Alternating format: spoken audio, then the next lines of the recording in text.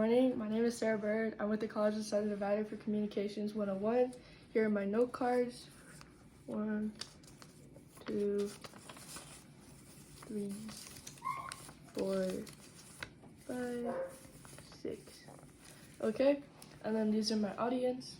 1, 2, 3, 4, 4, and 5. Okay, and I'd like to begin with. Get a little bit over here. Okay, and I'd like to start off now. So today I'll be giving a speech on three aspects of the issue of why the United States should have national health care. I'll be providing 3 reasons for my stance for why the United States should have national health care. And then I'll also briefly describe 4 sources that relate to the topic. So for my starting out, I'm going to provide three aspects for why the United States should have national health care. The United States should have national health care because it stops people from being in debt to hospital bills. And then secondly, national health care decreases the need for illegal medical practices. And then thirdly, it stops people from dying because they aren't able to afford medical treatment on the spot. And then I'm going to be providing now my 4 sources relating to the topic. So for my primary sum point, my primary sum point 1 is that I have a 2003 article from Kepler Personal Finance. The article references how medical treatment abroad is better if you're struggling in America financially with medical treatment. In the article, a woman describes how she was floored by the out-of-pocket costs for fertility treatment in America. So she went to Mexico to receive the treatment. In Mexico, it cost a fraction of the price for the treatment. Medical tourism can save you a fraction of the price of procedures and medical costs in America. Next, I'd like to describe a 2016 online article from CQ Research.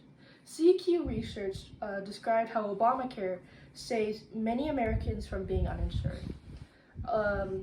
15 million became insured through the expansion of Medicaid eligibility requirements. Obamacare brought forth Medicaid to a lot more Americans. And then my third point is from a 2015 article from Bernie Sanders. Bernie Sanders is a U.S. Senator from Vermont. The United States, he argues, should have national health care. He stated that 50 million Americans are uninsured. And then he also argued that billions of Americans have the burden of paying copays for medical bills. And then there's also the fact that 17% of gross income products goes to healthcare.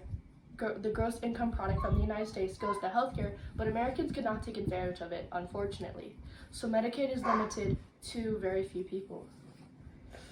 And then we have from the New York Times article 2023, an article written in 2023 that showed that Texas dropped many people from Medicaid. And this happened after the pandemic. Americans were assured to have health care during the quarantine if they had caught COVID.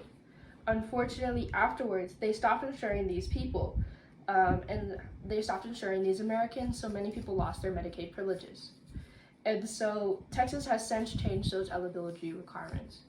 And then I'd like to end off with, in conclusion, those are my 3 reasons for why the United States should have national health care and 4 sources relating to the topic. We got